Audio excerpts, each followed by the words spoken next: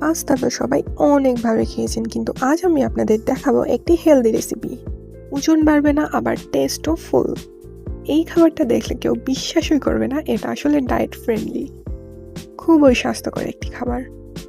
তো দেরি না করে চলুন শুরু করা যাক আমাদের আজকের এই রেসিপিটি বানাতে আমাদের যা যা প্রয়োজন তা হচ্ছে ম্যাকারনি, সবজির মধ্যে ফুলকপি, গাজর এবং আলু, পেঁয়াজ, ধনেপাতা, কাঁচামরিচ, তেল এবং একটা শসা।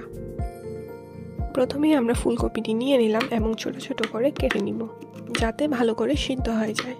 তারপর নিয়ে নিলাম একটা গাজর এবং সেটিও কুচি কুচি করে কেটে নিলাম।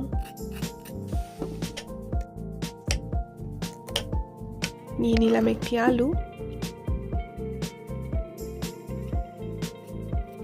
সেটিও সুন্দর করে ছোট ছোট করে কেটে নিলাম। এভাবে 3টি সবজি ছোট ছোট করে কেটে নিব। Now it's cooking time. একটি কড়াইয়ে কিছু পানি দিয়ে কেটে রাখা সবজিগুলো সিদ্ধ করার জন্য দিয়ে দিব। সাথে অল্প কিছু লবণ দিয়ে দিব যাতে সবজিগুলো তাড়াতাড়ি এবং ভালোভাবে সিদ্ধ হয়ে যায়। তারপর একটু নেড়ে কিছুক্ষণের জন্য ঢাকনা দিয়ে রাখবো। কিছুটা সিদ্ধ হয়ে আসলে বাটিতে রাখা ম্যাকারনিগুলো দিয়ে দিব।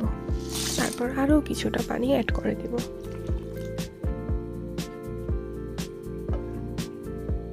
কিছুক্ষণ পর দেখবো সবগুলো ভালো করে সিদ্ধ হয়েছে কিনা, আর হয়ে গেলে নামিয়ে নিব। তারপর নিয়ে নিলাম আমরা 3টি পেঁয়াজগুলো সুন্দর করে কেটে নিব।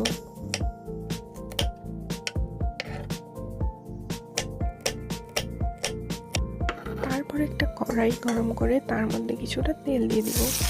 যারা ডায়েটে আছেন তারা অবশ্যই খুবই অল্প পরিমাণে তেল দিবেন।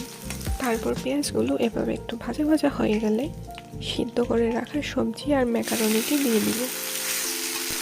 কিছুক্ষণ নাড়িয়ে চালিয়ে পরিমাণ মতো লবণ দিয়ে দিব। তারপর অল্প কিছু মরিচের গুঁড়া এবং হলুদের গুঁড়া অ্যাড করে দিব। আমি আবারও বলছি, যারা ডায়েটে আছেন তারা খুবই অল্প পরিমাণে লবণ এবং তেল মশলা ইউজ করবেন। তারপর সবগুলো উপকরণ একসাথে নাড়িয়ে চাড়িয়ে মিক্স করতে হবে যাতে মশলা আর লবণগুলো ভালো করে মিক্স হয়ে যায়।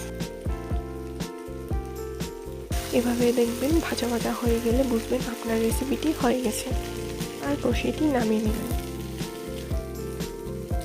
নেক্সট স্টেপ হলো আমরা নিয়ে নিলাম একটি ডিম। খুবই অল্প পরিমাণ লবণ দিয়ে এটি মিক্স করতে হবে। তারপর কড়াইয়ে কিছু তেল দিয়ে সেটি ভালো করে ভেজে নিতে হবে, এভাবে ডিম ঝুরি ভাজার মতো। তারপর এটি আমরা দিয়ে দিলাম আমাদের তৈরি পাস্তার উপরে কিছুটা ধনেপাতা ছড়িয়ে দিলাম। তৈরি হয়ে গেল আমাদের আজকের হেলদি একটা পাস্তা। তারপর আমরা নিয়ে নিলাম একটি শসা, সেটা ছোট ছোট করে কেটে পাস্তার উপর দিয়ে দিব। যারা ঝাল পছন্দ করেন তারা কাঁচামরিচ কেটে দিয়ে দিবেন। আমি এখানে ডেকোরেশনের জন্য একটা মরিচ নিয়ে নিলাম। তো তৈরি হয়ে গেল আমাদের আজকের খুবই মজার একটা পাস্তা, যেটা দেখতে তো খুবই সুন্দর লাগছে এবং আপনারা যখন বানাবেন এটা খেতেও দারুণ হবে।